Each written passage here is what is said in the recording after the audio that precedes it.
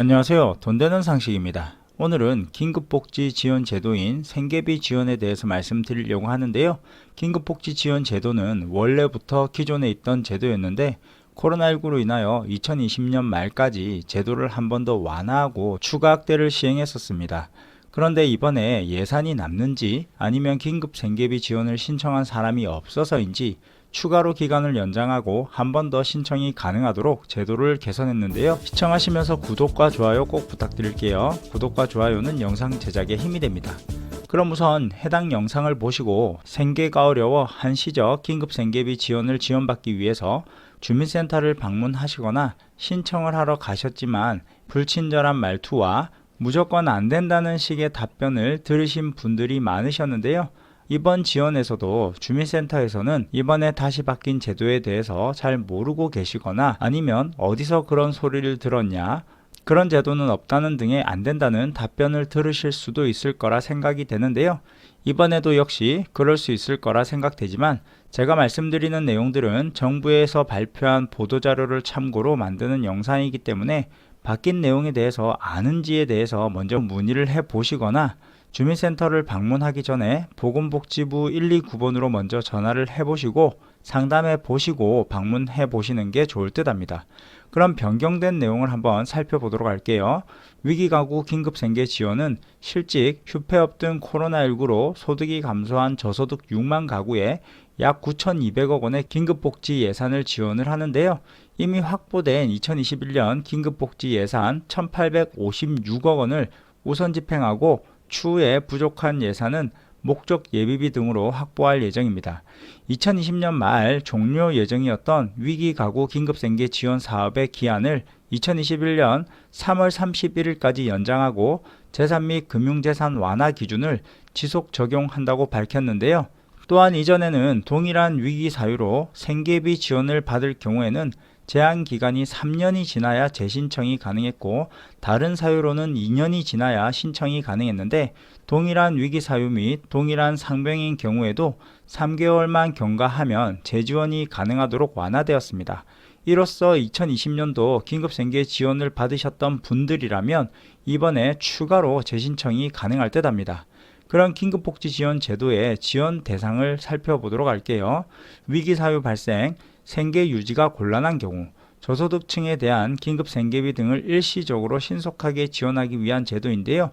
위기사유에 대해서는 제가 해당 표를 띄워드릴 테니까 잠깐 멈추시고 천천히 살펴보시기 바랍니다.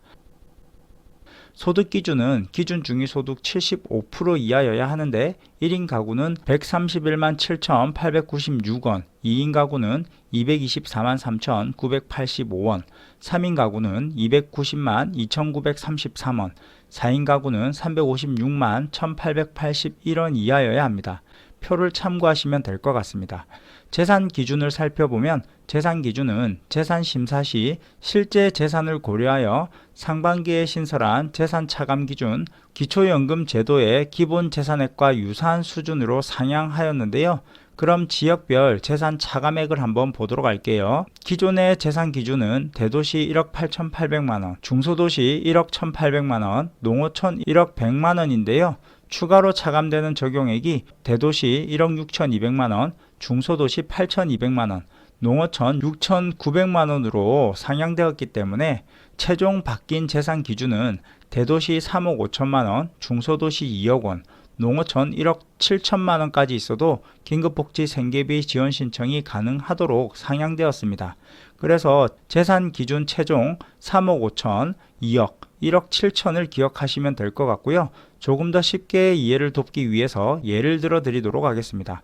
서울특별시의 홍길동시는 공시지가 3억 1,600만원의 아파트를 포함한 재산이 3억 3천만원이 있어 상반기 재산 차감 기준을 적용하더라도 재산액이 2억 8,100만원으로 생계지원을 받을 수 없었는데요. 하지만 추가 차감 기준을 적용하면 재산이 1억 6,800만원으로 변경되는데 그로 인해서 지원이 가능하도록 바뀌었습니다. 또한 금융재산도 상향이 되는데요. 기존의 금융재산은 500만원 이하였는데 금융재산 산정 시 가구원의 일상생활 유지 비용으로 차감하는 생활준비금 공제 비율을 65%였던 것을 1차로 100%로 상향하였고 2차로 한 번 더 2배가량 증가되어 150%로 추가 확대되었습니다. 이를 통해 가구별 추가 공제 금액이 크게 증가하게 되었는데요. 쉽게 간단하게 말씀드리면 금융재산이 1위는 774만원, 2위는 963만 2천원, 3인 가구는 1097만 6천원, 4인 가구는 1231만원 이하라면 지원을 받을 수 있게 되었습니다. 또한 사회통념상 지출이 불가피하거나 생계 유지에 필수적인 비용, 장기간 압류되어 사실상 사용할 수 없는 경우 등에도 증빙이 가능한 경우에는 금융재산에서 차감이 가능합니다. 예시로 결혼, 장례비용, 생업 유지를 위한 자동차 구입비, 푸드트럭, 배달용 자동차, 여행객 운송 차량 등과 압류된 통장 잔액 등입니다. 지원 내용은 생계, 의료, 주거, 교육급여 등을 지급하고 기타 급여로 주거, 복지시설 이용, 교육비, 연료비, 해산비, 장제비, 전기요금 등을 지원합니다. 생계 지원은 1위는 45만 4,900원, 2위는 77만 4,700원, 3위는 102,400원, 4위는 123만원을 지원을 하는데요. 최대 6개월까지 신청 가능하지만 지자체마다 조금씩 다르게 적용하고 있으니까 가능 기간을 지자체에 확인해 보시면 될 듯 합니다.